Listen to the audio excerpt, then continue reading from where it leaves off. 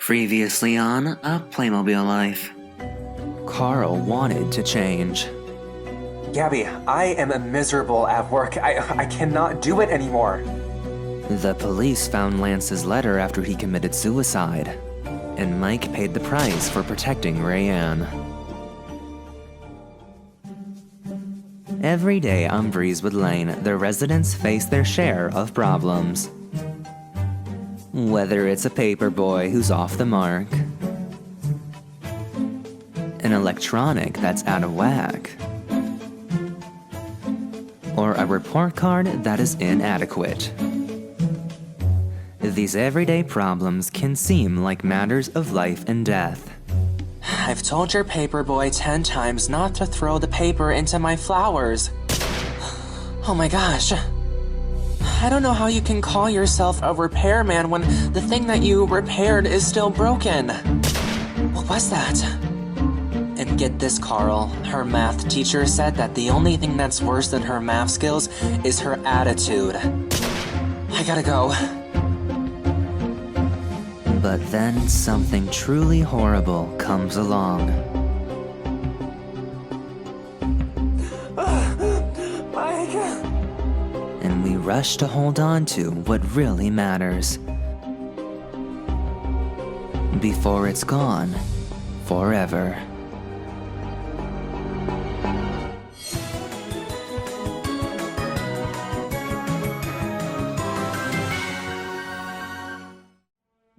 When a loved one dies, decisions have to be made. A coffin must be selected. A headstone must be picked. Clothes must be chosen. Preparing a body for burial is never easy. But unearthing one can be even harder. Hey. I think I found something.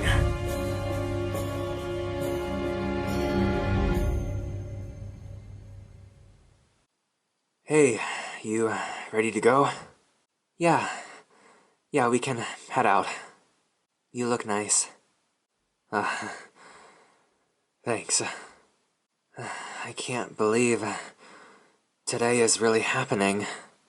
It doesn't feel real. Yeah, we were supposed to go to a baseball game next week. He's been wanting to take me for quite some time, but I've been so busy. Just at work making rich people more richer. Is this about you wanting to quit your job so you can become some underpaid counselor? You will never understand. What a difference it would make if I was out there helping people. You're right, I will never understand, and I don't understand why we have to talk about this today. Because my friend is dead. And he died helping people.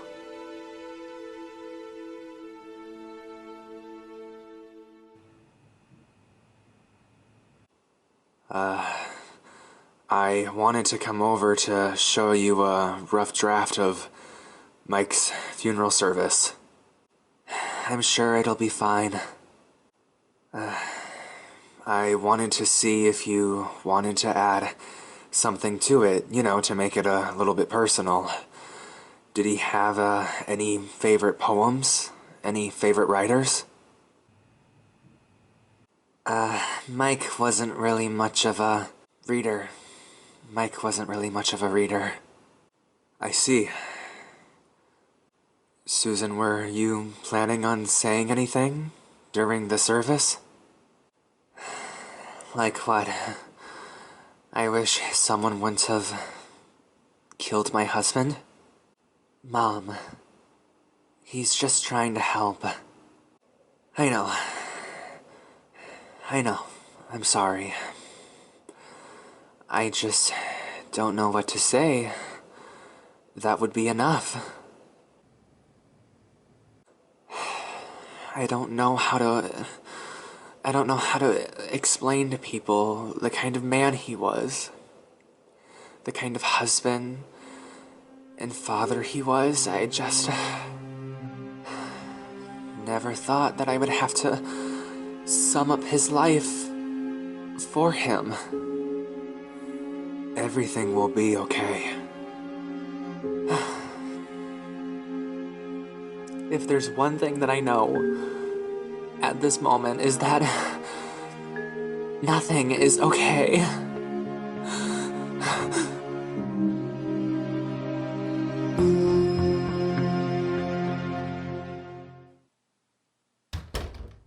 Hey, Sally. Charles, why are you here? Why aren't you off to the funeral? I just wanted to come over quick. How's Susan holding up? She'll be really glad you came. I got on the first flight the minute you called me. You know what I've been thinking about all morning? Remember when me, you, and Susan and Mike rented that cabin on the lake? Oh, with the pontoon boat? Yeah, the one with the broken gas gauge? Yeah, and I remember telling everybody, oh, don't worry, someone will find us. And then the sun started to go down. Mike was a great swimmer. Yeah, I swear he swam half a mile in that freezing cold water. He was a great guy. Yeah.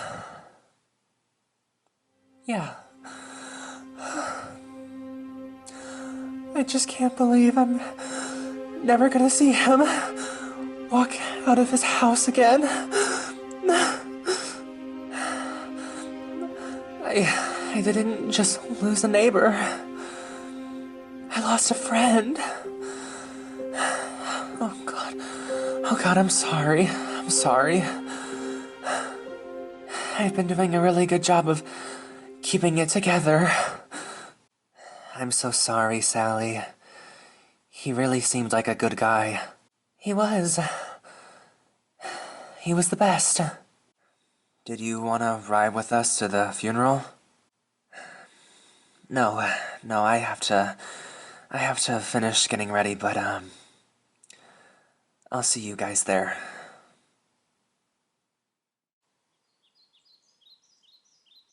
Hey, Brie. Oh, Rayanne, you haven't left for the funeral yet? That's why I'm coming over. I'm not going to the funeral. Will you please tell Susan how sorry I am? Rayanne, you have to go. The whole neighborhood is going. Yeah, and they'll all be thinking, there's the woman that Mike was protecting from that loan shark. She's the reason he's dead. Rayanne, Mike stuck his neck out for me. And now Susan's a widow, and a 7-year-old has to grow up without a father? Rayanne, I know you feel bad, but today is about honoring Mike. You don't get to make it about your guilt. What? Because you're right, and it's annoying. Why don't you go finish getting ready and I will save you a spot. I really hate today. Me too. Miss Santiago? Can I help you? I'm Detective Nelson. Oh, if this is about Mike Smith's murder, I would be happy to help, but I am on my way to his funeral. We are still trying to find the person who did that, but I came on a different matter.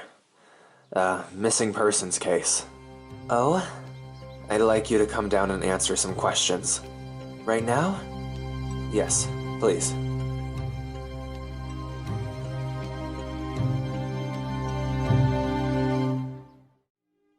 As Gabby entered the funeral, she thought about Susan and how hard it must be to lose the love of her life. And it got Gabby thinking about the love of hers. So, what do you think? A lot of things. Most of them I've seen. I like it too. It's a royal wedding with a hint of slut. So, how much? Who cares? You're getting what you paid for, and you are getting all of this. The dress cost $12,000. I checked the price tag before she tried it on. My first house didn't even cost that much. Oh yeah? Well, how much can mud and straw cost? Ladies, we are trying to have a nice time. Now, be honest, Mom. Do you like the dress? Does it only come in white? She's not fooling anyone. Well, I think she looks beautiful. We'll take it. Perfect. I'll go ring it up for you.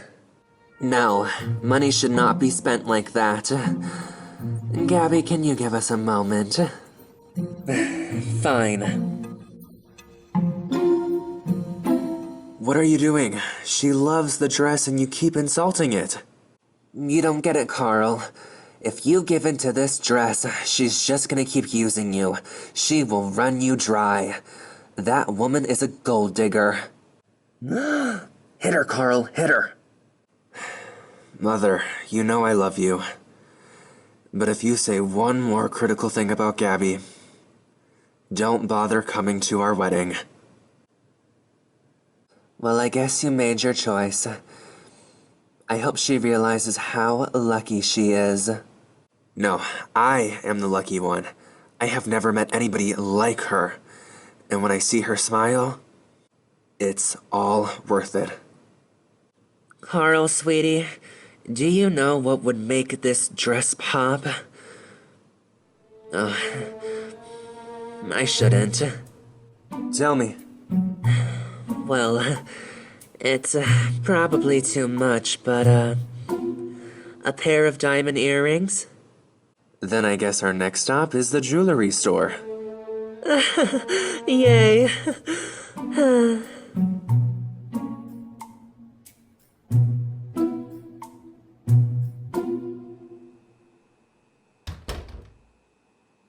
Hey, what are those stains on the floor? The yellow is Claudia's puke, the green is Avery's puke, and the red is wine. Since when do you drink wine in the middle of the afternoon? Since the girl started puking in the middle of the afternoon. Your soup is coming, Claudia. Yes, Avery, yours too. You can bring the girls their soup. My shift is over. No, I can't tonight, Gabby. Why not? I've been stuck with them since they got the stupid stomach flu. I haven't slept at all. I need a break, Carl. Tomorrow morning I have to give a presentation to 10 clients that are from Japan, and I have to try to win them over so we can get their account. All I hear is blah blah blah Japan, blah blah blah. I need a massage. Oh my gosh. Every time a bell rings, girls, an angel does not get its wings. A child almost gets hit. If something isn't coming out of their mouths, it's coming out of their butt. I don't know if I can keep doing this anymore, Carl. I need a break. Okay. Go get your massage, and I will take care of the girls tonight. What about Japan? This is more important. I told you, I would always take care of you. Hey girls, Dad's home, and I brought soup.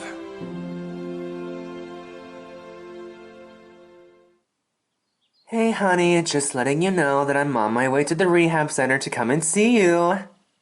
What? What do you mean I can't visit you? Oh, so I can't visit you because Mike came to see you in the morning? That's ridiculous. Just the man I want to see. Hey, Smith. Hey, Gabby. Hi, we need to talk. You went to go visit Carl this morning at the rehab center. Yeah, I did. So you get to visit him, but every time I try to, he tries to stop me at all cost. Well, I understand what he's going through. I did some time in rehab as well. Right. What do I know? I'm only his wife.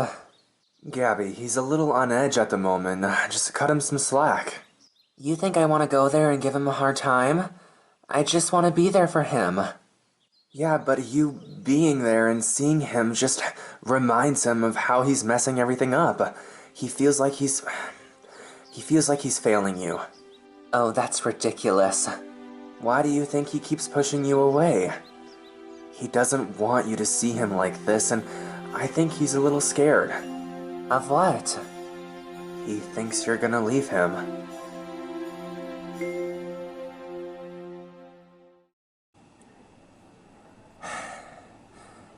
Mike was a good man. And so are you. You should quit your job. But I thought you said... I know what I said. But if being a counselor is gonna make you happy, then do it.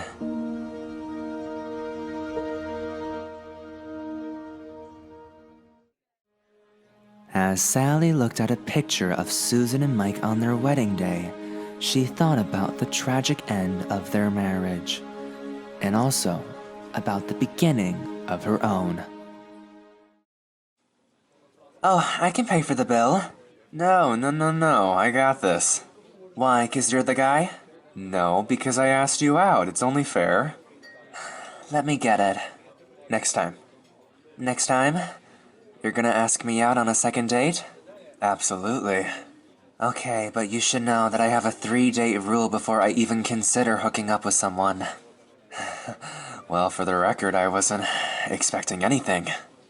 But if you take me out for coffee after this, I might consider that a second date. And I know this really good ice cream parlor for dessert. Would that count as a 3rd date? Let's have the coffee first and see how it goes, shall we? Let's get out of here. So, should we call what we've got going a relationship? Why so soon? Charles, I am not one of those relationship girls who wants a ring and kids and a house in the suburbs. Although I am kind of a sucker for a white picket fence. But don't you have a daughter? Joy, right? I do, but we currently live in an apartment and she's focused on school and I'm focused on work. You don't think there's anyone out there that can change your mind? Not for the next 7 years. I have this plan to become the Vice President of the United States. I meant the company, but we'll see. Okay, you can open your eyes. What is this? It's your dream house. Somebody already lives here. They're planning to move out. They said they would give us a tour, introduce us to the neighbors. What? You can't just buy a house. But it's your dream house. It doesn't matter. This is something that we should be talking about together. Something that we should decide on together. Why don't you come sit down? Sally, look around. Come on, you have to admit that this is kind of nice. Yeah, I suppose it's nice, but there are certain things that I want in a home. I know, there's a tree in the backyard perfect for a treehouse for the triplets, and on the side of the house, a perfect spot for a garden. And of course, you have your white picket fence. Wait, I never said anything about a white picket fence. Yeah, you did, on our first date. You said that you were a sucker for a white picket fence. There's no way that I said that on our first date. I remember you saying it, because ever since then I've had this image in my head of us sitting on our porch, watching the kids play, drinking lemonade, and looking over our nice white picket fence. Yeah, this does seem like a nice place. I'm sorry I did this without you, but I knew that once you saw this house, you were gonna love it. Because nobody knows you as well as I do.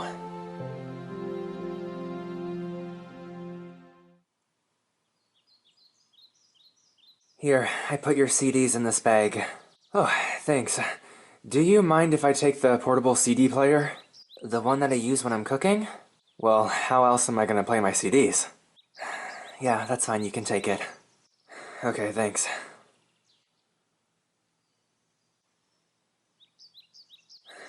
How you doing? Great. It's kind of like a garage sale, except no money, and I'm getting rid of things that I really like. Why aren't you fighting harder? It's just a CD player. I was talking about your marriage. Sally, you know I don't like talking about this stuff, but everybody on this street knows that you and Charles belong together. I don't know. At this point, there are so many bad feelings that I think some time apart will help us. It won't. I went through something similar to this, and the longer you stay apart, the farther you drift away from each other. But you and Susan made it. Through all the obstacles, you guys are together. And in those moments that we weren't, I wish we were. I guess what I'm trying to say is, someone has to make the first move. I just can't right now. I'm too angry.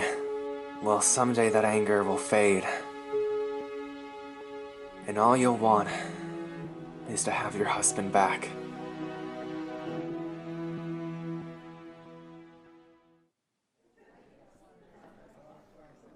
Don't let it bother you, honey. What? Charles showing up with his girlfriend. It's fine, I actually don't think it's gonna last much longer. Well, yeah, have you heard something? No, I've decided something.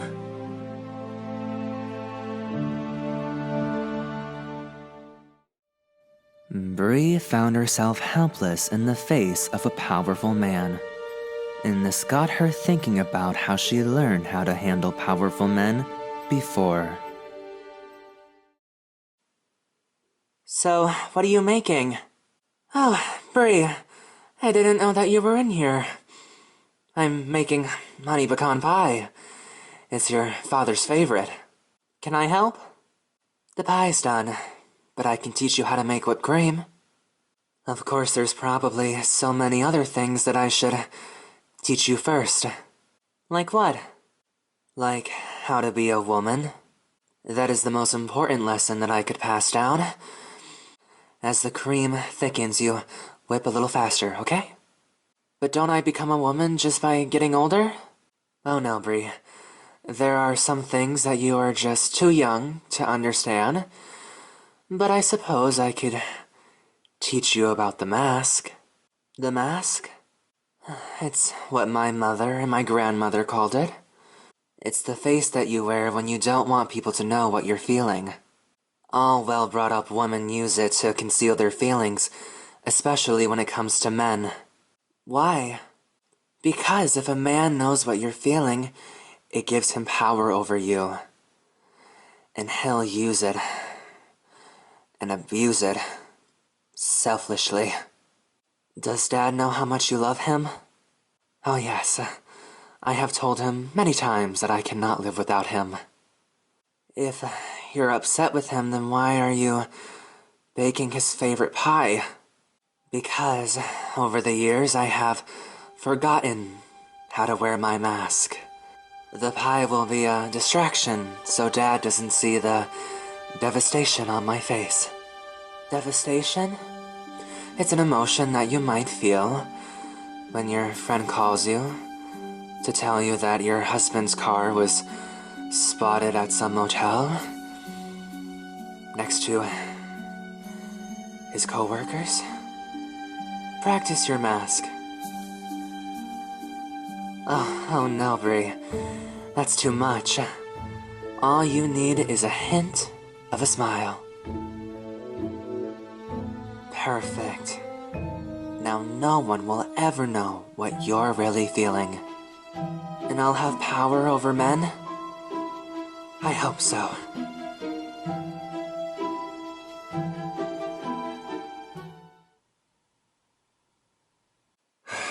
Why are you angry? Who says I'm angry?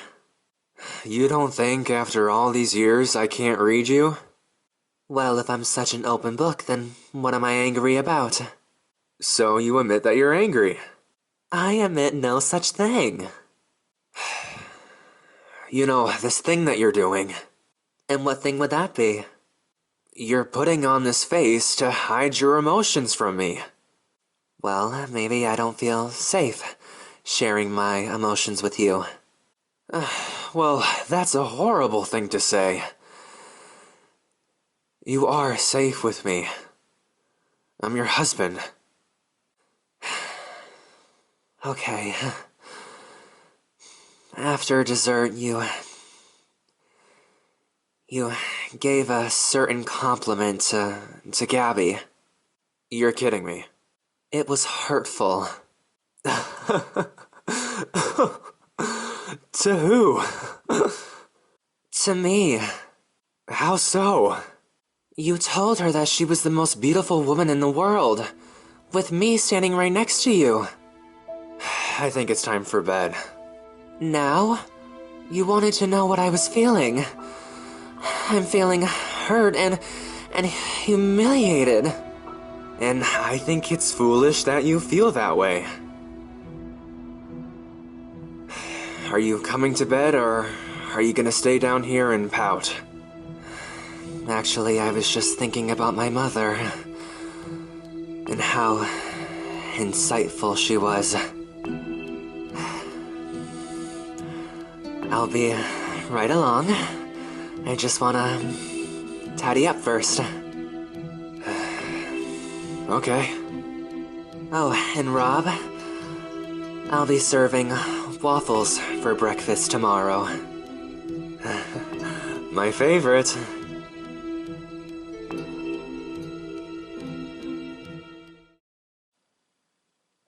Sorry for keeping you waiting. It's quite all right. Although I'm still a little unclear as to why you brought me here. Have you ever met a man by the name of Ramon Martez? I don't believe I have. Why? He disappeared from his home several months ago, and we just got a tip that he's dead. Oh my. You say you've never met him? Ramon Martez, no, that name doesn't ring a bell. Well, because of this tip, someone is accusing you of killing him. Oh, good heavens, that's just silly. Well, I would also like to add that Mr. Martez was found exactly where he was said to be. And was he dead? Yes, ma'am. What a shame. And because you have been identified as Mr. Martez's killer, you had no choice but to question me, I understand. So I have to ask you, did you kill him? Absolutely not. I must say you are very hard to read. What a lovely compliment. You think that's a compliment? Well, I was raised to be always composed, even in the most stressful situations. And obviously this is one. Being accused of such a horrific crime. But for you to see how hard I've tried to present myself with dignity and grace, it's an honor and a lovely thing to say. Now, do you have any other questions? I would hate to rush this, but I am late to a very dear friend's funeral. No, I can't think of a thing. Well, it was lovely meeting you.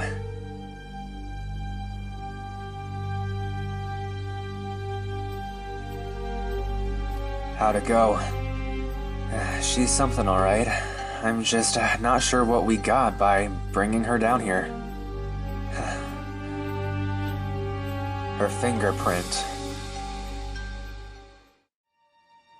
As Susan sat there listening to the kind words about Michael Smith, she knew people wanted to hear from her, but she had no idea what to say.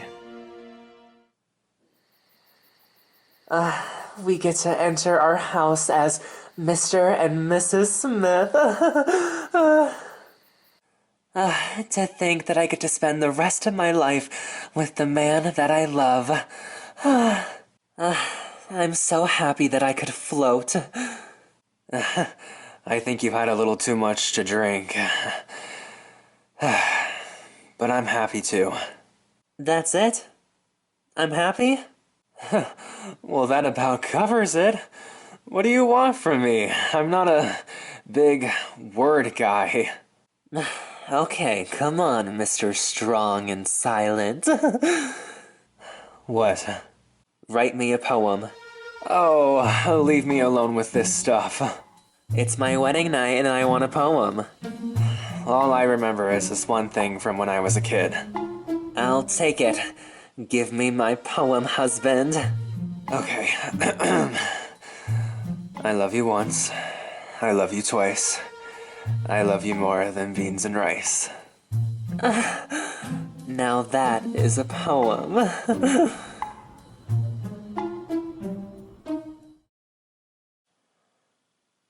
It's really smart that you guys are doing this. When people die without a will, it can honestly be a nightmare. You okay, Susan? Of course I'm okay. We're about to talk about dying for the next 2 days. If it makes you feel any better, nobody enjoys doing this. I'm shocked to hear that, James. Susan, come on. This is important. I'm not saying that it isn't. I'm just saying it's a beautiful day. We should be outside, going for a walk. We should be talking about death on a rainy, gloomy day. The bathroom is down the hall, James. I don't need to go. Just go. Fine. Okay, what's going on?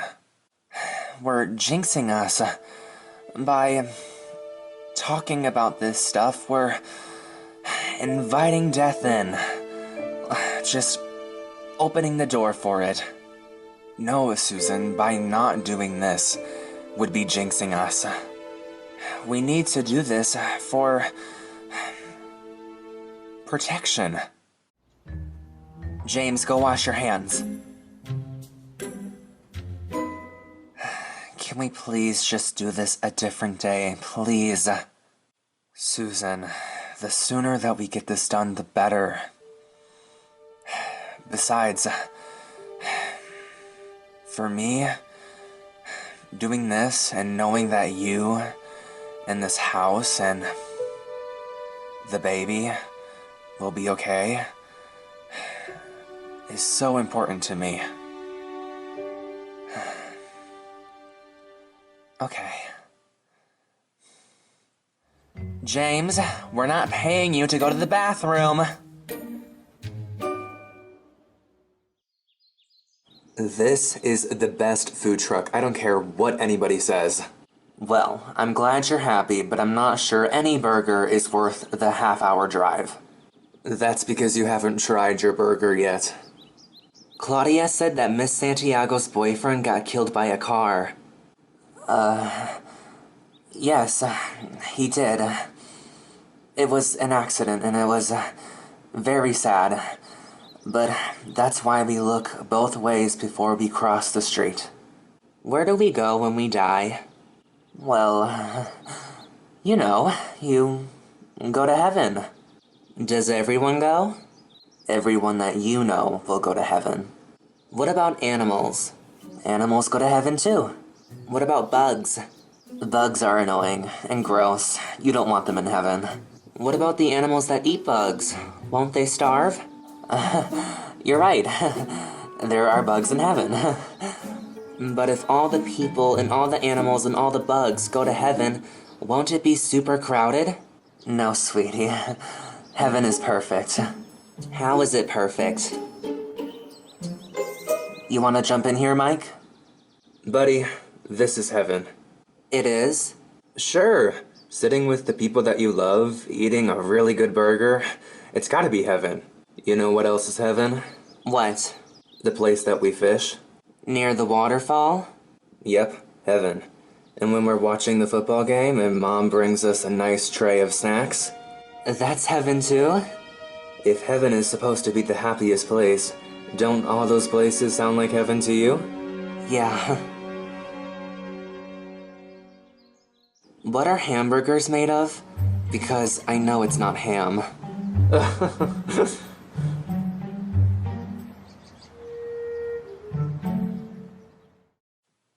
Thank you for coming to help honor Michael Smith's life.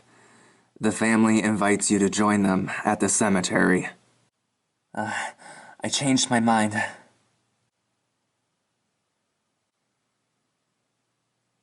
Hi. I wasn't planning on saying anything because, I didn't know what to say. Mike and I never really talked about what he wanted for his funeral. I think it was because, well, you know Mike, he really wasn't much of a talker. Some of you came by to hug me today, and you said that he's in a better place. And I realize now that he is. He is at a food truck, eating cheeseburgers with his family, and he's fishing at a waterfall, and he's watching football with his son, yelling like a maniac.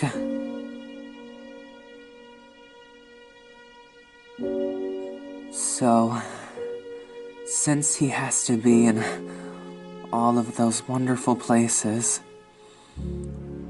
I have to say goodbye to him now.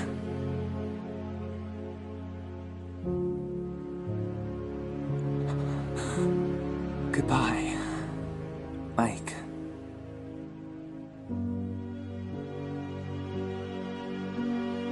I love you once. I love you twice. I love you more than beans and rice.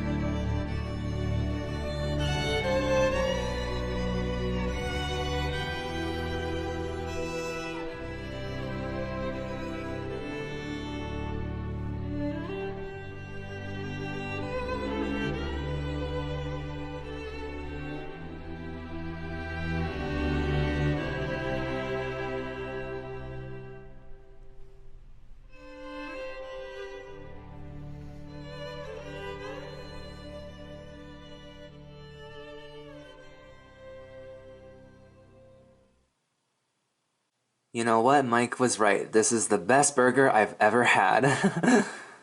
You got that right. Susan, you haven't ate anything. Aren't you starving? 051602.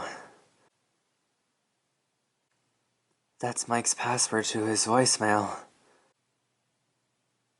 I have to call the cell phone company or they're gonna charge us for an extra month. I can do that for you. I will call them first thing tomorrow morning. Connor signed up for pitching for Little Leagues this year. Mike was gonna coach him. Oh, honey, Carl can help coach him. I gave him 2 girls that hate sports. He'll be thrilled. Mike was always checking the car tires with this thingy. I don't know where the thingy is.